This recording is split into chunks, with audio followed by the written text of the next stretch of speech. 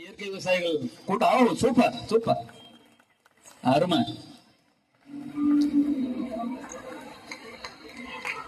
லோகேஷுக்கு எங்கள் வாழ்த்துக்களை பலத்த கரகோஷத்தோடு தெரிவித்துக் கொள்கிறோம்.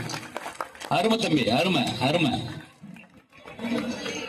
பாப்பா அவர் பேருமா, ஒரு ஆள் மேலவா, யாராவது ஒருத்தர் லாஸ்ட் கேம் வாங்க. ஓடிவா. உதயகுமார், உதயகுமார் சத்திரிய அகாடமியின் மாணவர் திரு உதயகுமார் மிக சிறப்பாக, மிக மிக சிறப்பாக தனது திறமையை காட்டிக் கொண்டிருக்கிறார்.